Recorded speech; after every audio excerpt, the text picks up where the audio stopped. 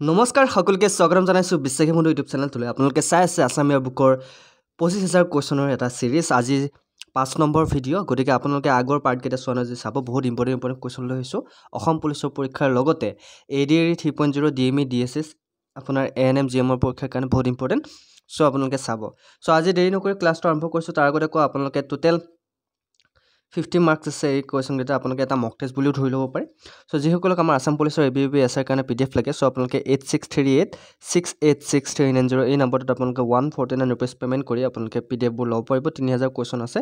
চ' নাম্বাৰটো মই লিখি দিছোঁ, আপোনালোকে নাম্বাৰটো নোট কৰি ল'ব আৰু আপোনালোকে PDF ল'ব লাগিলে এই নাম্বাৰটো আপোনালোকে পে'মেণ্ট কৰি স্ক্ৰীনশ্বট দিব লাগিব। অ'কে, বহুতে মোক সুধি থাকে নাম্বাৰটো। চ' নাম্বাৰটো মই এইকাৰণে দি দিওঁ যাতে সকলোৰে হেল্প হয়। চ' নাম্বাৰটো মই কৈ দিছোঁ, ভুল নকৰিব। 8638686390। দেৰি নকৰিব। অসম পুলিচৰ লগতে আছামিয়াৰ বুকৰ সকলো ধৰণৰ কুৱেশ্যন আপোনালোকে তাতে পাই যাব। চ' দেৰি নকৰি আৰম্ভ কৰিবলৈ লৈছোঁ আজিৰ প্ৰথমটো কুৱেশ্যনেৰে আজি ক্লাছটো। অসমীয়া গদ্য সাহিত্যৰ পিতৃ হিচাপে কাক জনা যায়?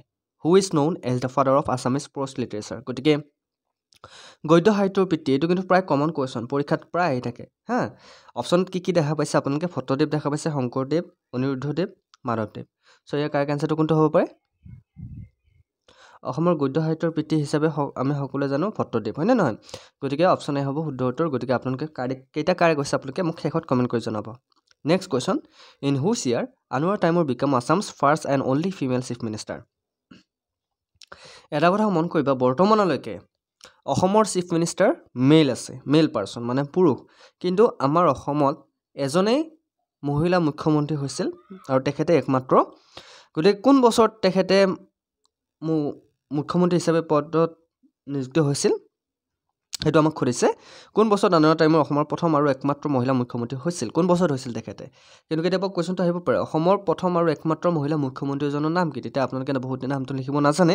নামটো হৈছে আনোৱাৰ টাইমৰ, সেইটো মনত ৰাখিব। গতিকে কিমান বছৰত, কোন চনত আনোৱাৰ টাইমৰ মুখ্যমন্ত্ৰী হৈছিল? 1979, 1980, 1981, 1982।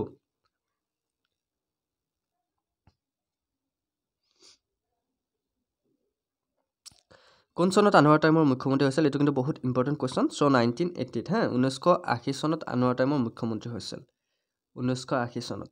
আৰু তেখেতে বৰ্তমানলৈকে মহিলা মুখ্যমন্ত্ৰী আৰু বেলেগ কোনো হোৱা নাই এতিয়ালৈকে। Next question, in which district the Sri Surya Pahar is located? Shri Surya পাহাৰ কোনখন জিলাত অৱস্থিত?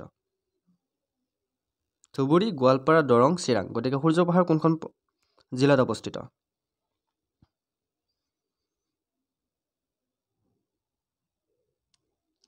আমি নাজানো নেকি সূৰ্য পাহাৰ ক'ত অৱস্থিত? শুদ্ধ উত্তৰবোৰ কমেণ্ট কৰা নাই যে গোৱালপাৰাত অৱস্থিত সূৰ্য পাহাৰ। অ'কে, ক'ত অৱস্থিত? গোৱালপাৰাত। গতিকে অপশ্যন বি হ'ব শুদ্ধ উত্তৰ। মনত ৰাখিব, সূৰ্য পাহাৰ ক'ত আছে? গোৱালপাৰাত আছে। Next question, the Assam medical college was formally known as? Assam চিকিৎসা মহাবিদ্যালয়খন এতিয়া অসম চিকিৎসা মহাবিদ্যালয় বুলিয়ে জনাজাত, কিন্তু পূৰ্বতে কি নামেৰে জনাজাত আছিল? অসম চিকিৎসা মহাবিদ্যালয়খন পূৰ্বতে কি নামেৰে জনাজাত আছিল? ST Patrick medical school, Robert Brown medical school, ST John medical school, Berry White medical school. কোৱাচোন। কুৱেশ্যনটো যোৱাবাৰ অসম পুলিচত আহিছে, তাৰ উপৰি ADAR আহিছে। চ' এই কাৰেক্ট এনচাৰ হৈছে বেৰী হোৱাইট মেডিকেল স্কুল হা। কেতিয়াবা সুধিব পাৰে বেৰী হোৱাইট মেডিকেল স্কুলৰ বৰ্তমান নাম কি? তেতিয়া মনত ৰাখিব অসম চিকিৎসা মহাবিদ্যালয়, সেইটো মনত ৰাখিবা। অসম চিকিৎসা মহাবিদ্যালয়খনৰ আগৰ নামটোৱেই Berry White medical school. Next question, by population Assam is the ডেছ লাৰ্জেষ্ট ষ্টেট অফ ইণ্ডিয়া? জনসংখ্যাৰ হিচাপত অসমৰ ভাৰতৰ কিমান নম্বৰ বৃহত্তম ৰাজ্য? আমাৰ জনসংখ্যাৰ হিচাপত হা, অসমখন ভাৰতৰ ভিতৰত কিমান নম্বৰ বৃহত্তম ৰাজ্য? কোৱাচোন।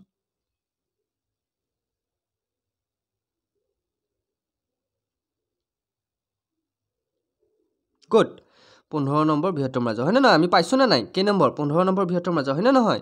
Next question, according to the popular belief how many শিৱলিংগছ were engraved in Surya Pahar by Vyasa in order to build up as a second Kashi? গতিকে মনত ৰাখিব, জনবিশ্বাস অনুসৰি দ্বিতীয় কাশী হিচাপে গঢ়াৰ উদ্দেশ্যে ব্যাসে সূৰ্য পাহাৰত কিমানটা শিৱলিংগ খোদিত কৰিছিল? কেতিয়াবা আহি পাৰে ব্যাসে কি কৰিব বিচাৰিছিল? দ্বিতীয় কাশী হিচাপে গঢ় দিব বিচাৰিছিল সূৰ্য পাহাৰত, হয়নে নহয়? সূৰ্য পাহাৰত কিমানটা শিৱলিংগ খোদিত কৰিছিল? কোৱাচোন, ইয়াৰ ভিতৰত কোনটো হ'ব কাৰেক্ট এনচাৰ? 990, 999, 9999, 99999। কাৰেক্ট এনচাৰ কিমান হ'ব? চ' সূৰ্য পাহাৰত কিমানটা শিৱলিংগ খোদিত কৰিছিল ব্যাসে? চ' শুদ্ধ উত্তৰটো হৈছে অপশ্যন ডি, 99,999 শিৱলিংগ খোদিত কৰাৰ কথা আছিল। Next question, which state is not covered under the jurisdiction of Guwahati high court কোনখন ৰাজ্যই গুৱাহাটী উচ্চ ন্যায়ালয়ৰ অধিকাৰ ক্ষেত্ৰত অন্তৰ্ভুক্ত নহয় ক'ৰ গুৱাহাটী উচ্চ ন্যায়ালয়ৰ অধিকাৰ ক্ষেত্ৰত অন্তৰ্ভুক্ত নহয় নাগালেণ্ড মিজোৰাম ত্ৰিপুৰা অৰুণাচল প্ৰদেশ কাৰ কেঞ্চাৰ কি হ'ব ভাবি চিন্তি উত্তৰ দিয়া আৰু আমাৰ ক্লাছবোৰ কৰি কেনেকুৱা লাগে আছামীৰ বুকৰ চিৰিজ আৰু লগতে লুচেন বুকৰ চিৰিজ বহুত ইম্পৰ্টেণ্ট লুচেন জিকে চিৰিজটো চ' দুটা চাবা আৰু লগতে আছাম পুলিচৰ ক্লাছবোৰ কৰিবা কি হ'ব পাৰে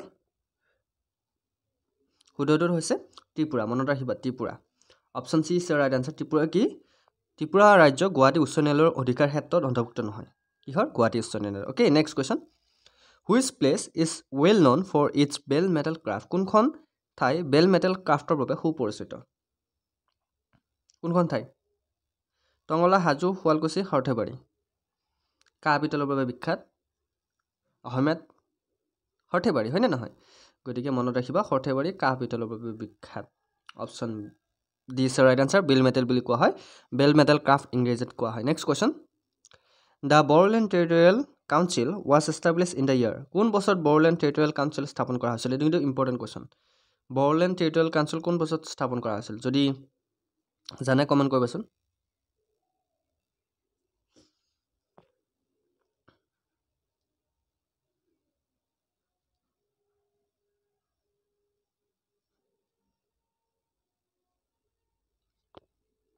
গুড বড়োলেণ্ড টেৰিটৰিয়েল কাউন্সিল 2003 চনত গঠন কৰা হৈছিল 2003 অ'কে নেক্সট কুৱেশ্যন অসমত মুঠ বিশ্ব ঐতিহ্য ক্ষেত্ৰৰ সংখ্যা কিমান এইটো কুৱেশ্যন বৰ্তমান চেঞ্জ হৈছে হা চ' total number of world heritage site কিমান এটা অপশ্যনত হয়তো নিদিব পাৰে ক'ব পাৰে শুদ্ধ উত্তৰটো কিমান অসমৰ মুঠ বিশ্ব ঐতিহ্য ক্ষেত্ৰৰ সংখ্যা কিমান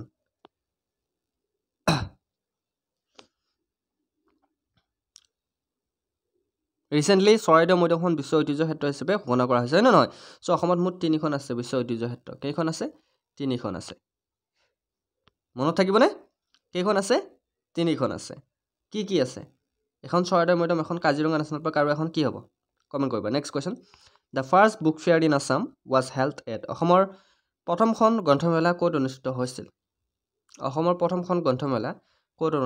first book fair in Assam was held at Dibrugarh Jorhat Nagaon Kamrup অসমৰ প্ৰথমখন গ্ৰন্থমেলা ক'ত অনুষ্ঠিত হৈছিল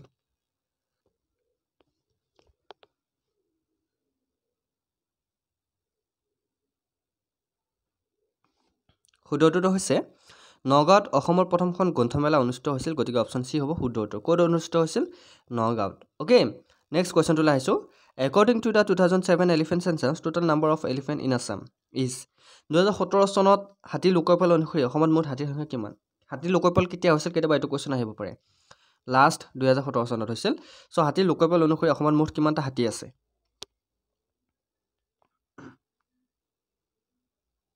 টোটেল হাতীৰ সংখ্যা কিমান অসমত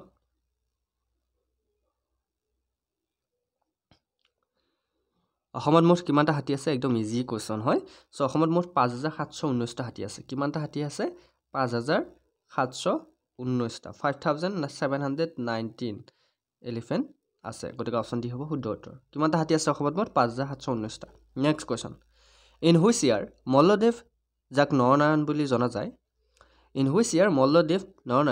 একুৱেট দ্য টাইটেল নৰনাৰায়ণ গতিকে এইটো কিন্তু বহুত ইম্পৰ্টেণ্ট কোন বছৰত মল্লদেৱে নৰনাৰায়ণ উপাধি লাভ কৰিছিল কেতিয়াবা আহিব পাৰে মল্লদেৱৰ আন এটা নাম কি বা নৰনাৰায়ণৰ আন এটা নাম কি আন এটা নাম হৈছে মল্লদেৱ আৰু মল্লদেৱক নৰনাৰায়ণ বুলি জনা যায় অ'কে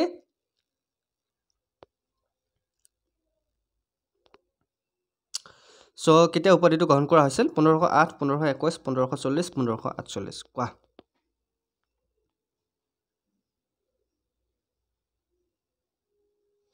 ইজি হয় চ' 1540 চনত উপাধিটো গ্ৰহণ কৰা হৈছিল কিমান চনত 1514ত 1540 চনত option C is right answer next কুৱেশ্যনটোলৈ আহিছোঁ Himanta Biswa Sarma is the test chief minister of Assam Himanta Biswa Sarma অসমৰ কিমান নম্বৰ মুখ্যমন্ত্ৰী এইটো কিন্তু বহুত ইম্পৰ্টেণ্ট কুৱেশ্যন আমাৰ বৰ্তমান মুখ্যমন্ত্ৰী কোন হিমন্ত বিশ্ব শৰ্মা তাৰ আগত কোন আছিল বহুতে তৰুণ গগৈ বুলি কৈ দিয়ে ডাইৰেক্টলি সৰ্বানন্দ সোণোৱাল আছিল তাৰ আগত তৰুণ গগৈ আছিল হয়নে গতিকে হিমন্ত বিশ্ব শৰ্মা অসমৰ কিমানতম মুখ্যমন্ত্ৰী 17 16 15 14 এইটো কিন্তু বহুত ইম্পৰ্টেণ্ট কুৱেশ্যন অসম পুলিচৰ লগতে আহিবলগীয়া DME DSS আৰু আছাম পুলিচ ADAR গোটেইকেইটা পৰীক্ষাৰ কাৰণে খুব ইম্পৰ্টেণ্ট আমি আছামৰ বুকৰ চিৰিজটো অল কম্পিটিটিভ এক্সামৰ কাৰণে লৈছোঁ অকল এটা পৰীক্ষাৰ কাৰণে নহয় চ' হিমন্ত বিশ্ব শৰ্মা অসমৰ 15 নম্বৰ মুখ্যমন্ত্ৰী কেই নম্বৰ 15 নম্বৰ মুখ্যমন্ত্ৰী হৈছে Himanta Biswa Sarma okay option C is the right answer next question what was the capital of the Kachari kingdom Kachari ৰাজ্যৰ ৰাজধানী কি আছিল এইটো মই অলৰেডি এটা ক্লাছত কৈছোঁ গোলাঘাট ৰংপুৰ মুছলপুৰ ডিমাপুৰ গতিকে কছাৰী ৰাজ্যৰ ৰাজধানী কি আছিল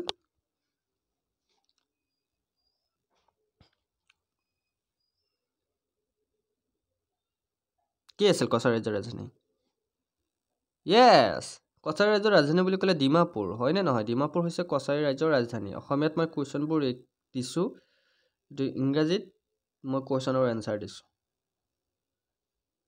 next question who was the first British commissioner of Assam অসমৰ প্ৰথম ব্ৰিটিছ আয়ুক্ত কোন আছিল অসমৰ কি প্ৰথম ব্ৰিটিছ আয়ুক্ত কোন আছিল David Scott Francis Jenkins Henry Hopkinson Thomas Campbell Robertson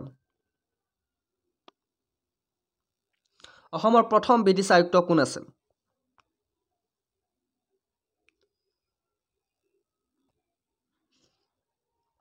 অসমৰ কি প্ৰথম ব্ৰিটিছ আয়ুক্ত অপশ্যন কেইটা চাই ল'ব David Scott Francis Jenkins Henry Hopkinson Thomas Campbell Robertson কাৰ এনচাৰ হৈছে ডেভিড স্কট আছিল অসমৰ প্ৰথম ব্ৰিটিছ আয়ুক্ত গতিকে মনত ৰাখিবা কোন আছিল অসমৰ প্ৰথম ব্ৰিটিছ আয়ুক্ত বুলি ক'লে ডেভিড স্কটৰ নামটো মনলৈ আনিব লাগিব পৰীক্ষাত ইম্পৰ্টেণ্ট হ'ব next question the foundation of national historiography in Assam was led by গতিকে অসমৰ জাতীয়তাবাদী বুৰঞ্জী লেখাৰ ভেটি কোনে স্থাপন কৰিছিল কিহৰ জাতীয়তাবাদী বুৰঞ্জী লেখাৰ ভেটি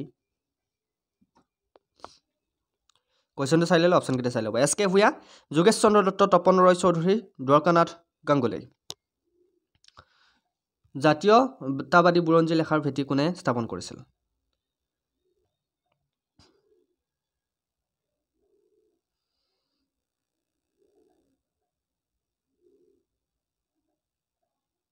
শুদ্ধটো হৈছে এছ কে ভূঞা স্থাপন কৰিছিল কোনে কৰিছিল এছ কে ভূঞাৰ সম্পূৰ্ণ নামটো কোনে ক'ব পাৰিব কমেণ্ট কৰিবাচোন যিসকলে এছ কে ভূঞাৰ সম্পূৰ্ণ নামটো কমেণ্ট কৰিব পাৰিবা মই নেক্সট ক্লাছত তেওঁলোকৰ নামবোৰ লৈ ল'ম চ' শুদ্ধ উত্তৰটো দিবলৈ ট্ৰাই কৰিবা next question in which year Sattriya is recognise as a classical dance by Sangeet Natak academy of India কোন বছৰত ভাৰতৰ সংগীত নাটক একাডেমীয়ে সত্ৰীয়াক শাস্ত্ৰীয় নৃত্য হিচাপে স্বীকৃতি দিছে কোন বছৰত ভাৰতৰ সংগীত নাটক একাডেমীয়ে সত্ৰীয়াক শাস্ত্ৰীয় নৃত্য হিচাপে স্বীকৃতি দিছে 1998 2000 2002 2003 বহুত ইম্পৰ্টেণ্ট কুৱেশ্যন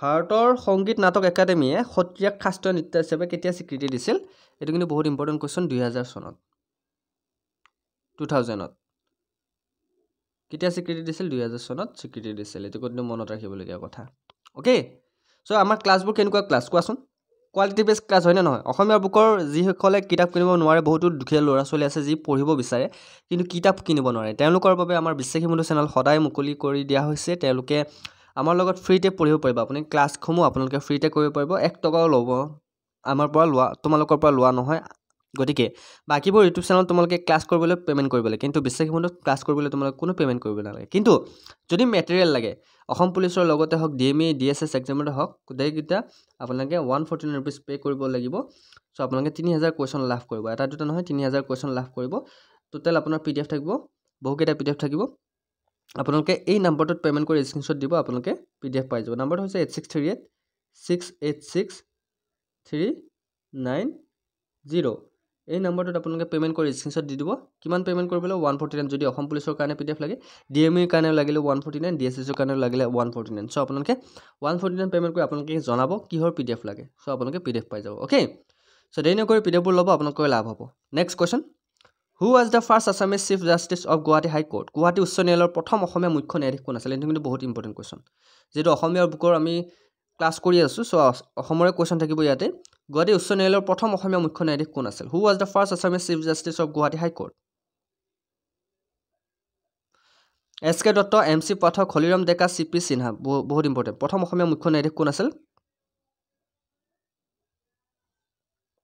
শুদ্ধটো হৈছে হলিৰাম ডেকা আছিল প্ৰথম মুখ্য ন্যায়াধীশ okay option C is the right answer Guwahati উচ্চ ন্যায়ালয়ৰ প্ৰথম অসমীয়া মুখ্য ন্যায়াধীশ আছিল Haliram Deka next question who was the first Assamese actress to win national award under the best actress category শ্ৰেষ্ঠ অভিনেত্ৰীৰ শিতানত ৰাষ্ট্ৰীয় বঁটা লাভ কৰা প্ৰথমগৰাকী অসমীয়া অভিনেত্ৰী কোন আছিল বহুত ইম্পৰ্টেণ্ট কুৱেশ্যন কিহত শ্ৰেষ্ঠ অভিনেত্ৰী শিতানত ৰাষ্ট্ৰীয় বঁটা লাভ কৰিছিল তেখেতে আৰু তেখেতে হৈছে প্ৰথমগৰাকী অসমীয়া অভিনেত্ৰী কোন আছিল বাৰু তেখেত সীমা বিশ্বাস পূৰ্ণিমা পাঠক আইদেউ সন্দিকৈ মলয়া গোস্বামী এইটো কিন্তু বহুত ইম্পৰ্টেণ্ট কুৱেশ্যন চাওঁ কাৰ কাৰ মনত আছে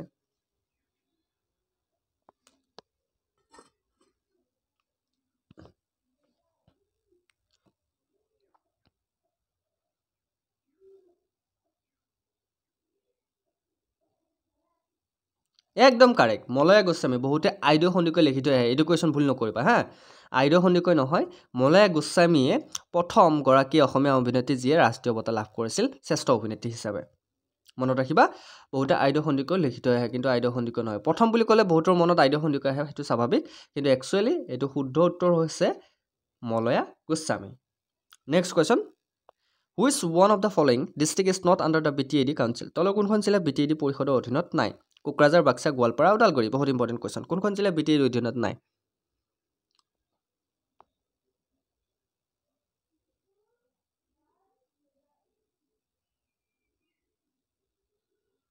শুদ্ধটো হৈছে গোৱালপাৰা ডিষ্ট্ৰিক্টখন BTAD অধীনত নাই কোনখন গোৱালপাৰাখন next question which day is observed as rhino day in Assam কোনটো দিন অসমত গড় দিৱস হিচাপে পালন কৰা হয় অসমত গড় দিৱস হিচাপে গড় দিৱস বুলি কওঁতে এটা কথা মনলৈ আহিছে এশিঙীয়া গড়ৰ বাবে বিখ্যাত আমাৰ কাজিৰঙা অভয়াৰণ্য যিহেতু আমাৰ অসমৰে এটা সম্পদ কাজিৰঙাখন আমাৰ অসমৰে সম্পদ কিন্তু যোৱাকালি মই এটা ভিডিঅ' দেখিলোঁ বহুত টুৰিষ্ট বাহিৰৰ পৰা আহিছে কাজিৰঙা চাবলৈ কিন্তু আমাৰ অসমৰ মানুহ এজনো নাই আমাৰ অসমৰ মানুহে যদি অসমৰ বস্তুক যদি মৰম নকৰে তেনেহ'লে কোনে সন্মান কৰিব কোনে মৰম কৰিব আপোনালোকে বাহিৰৰ ঠাই ঘূৰাতকৈ নিজৰ অসমখনতে আগতে ভালকৈ ঘূৰকচোন মই আহ্বান জনাইছোঁ অকল কাজিৰঙা বুলিয়েই নহয় পবিতৰা হওক মানস হওক ওৰাং হওক আপোনালোকে সকলোৱে আহক এবাৰ চাওক ঘৰৰ ল'ৰা ছোৱালীক দেখুৱাওক যে তোমালোকে কিতাপত পঢ়ি থকা চৰাই চিৰিকটিৰ পৰা আদি কৰি হওক এশিঙীয়া গড়ৰ পৰা আদি কৰি হওক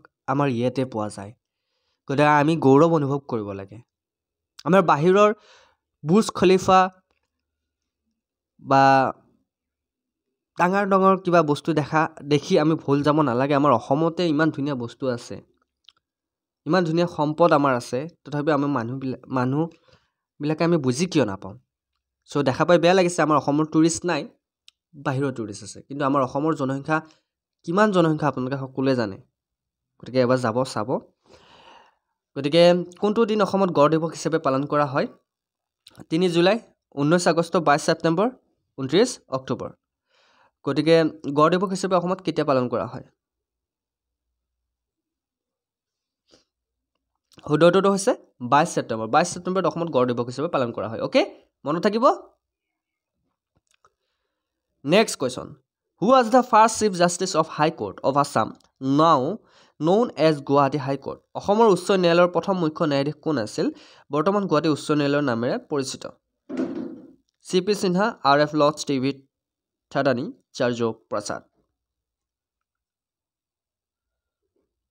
শুদ্ধটো হৈছে RF Lords okay RF Lords next কুৱেশ্যনটোলৈ আহিছোঁ এইটো কিন্তু বহুত important question who is the founder of the Assamese daily English news paper the Assam tribune Assamese দৈনিক ইংৰাজী কাকত দ্য আছাম ট্ৰিবিউনৰ প্ৰতিষ্ঠাপক কোন আছিল অসমীয়া দৈনিক ইংৰাজী কাকত আছাম ট্ৰিবিউনখনৰ প্ৰতিষ্ঠাপক কোন আছিল প্ৰফুল্ল গোবিন্দা বৰুৱা ৰাধা গোবিন্দ বৰুৱা শিৱ প্ৰসাদ বৰুৱা ধীৰেন্দ্ৰনাথ বেজবৰুৱা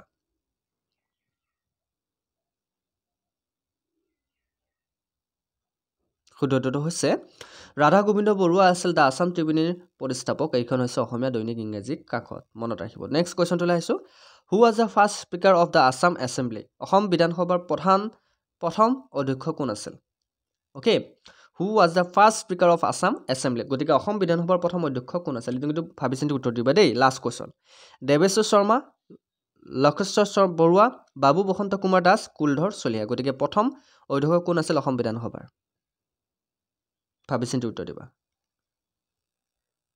অসম বিধানসভাৰ প্ৰথম অধ্যক্ষ কোন আছিল দেৱেশ্বৰ শৰ্মা লক্ষেশ্বৰ বৰুৱা বাবু বসন্ত কুমাৰ দাস কুলধৰ চলিহা কাৰেক্ট এনচাৰ হৈছে বাবু বসন্ত কুমাৰ দাস আছিল তেখেত অসম বিধানসভাৰ প্ৰথম অধ্যক্ষ গতিকে অপশ্যন চি হ'ব শুদ্ধ উত্তৰ ইতিমধ্যে আমি 25টা কুৱেশ্যন ডিছকাছ কৰিলোঁ প্ৰতিটো কুৱেশ্যন 2 নম্বৰকৈ আছিল গতিকে টোটাল 50 নম্বৰ কোনে কোনে 50 পাবলৈ সক্ষম হ'লা কমেণ্ট কৰিবা আৰু এই চিৰিজটো আপোনালোকে চাই কেনেকুৱা পাইছে অসমীয়া বুকৰ চিৰিজটো কণ্টিনিউ লাগে নালাগে কমেণ্ট কৰি জনাবা আৰু যিসকলে PDF লোৱা নাই মই আপোনালোকক নাম্বাৰটো আকৌ এবাৰ দি দিছোঁ চ' আপোনালোকে 149 rupees পে' কৰি আপোনালোকে অসম পুলিচৰ লগতে DME DSSৰ PDFও আপোনালোকে পাব পাৰে চ' 149 rupees আপুনি পে' কৰি জনাব কিহৰ PDF লাগে গতিকে নাম্বাৰটো হৈছে 8638686390 এই নাম্বাৰটোত আপোনালোকে পে'মেণ্ট কৰি এইটো নাম্বাৰতে স্ক্ৰীনশ্বট দিব লাগিব চ' আজিলৈ মানে অন্য এটি ক্লাছত আপোনালোক প্ৰতিশ্ৰুতিৰে জয় হিন্দ জয় অসম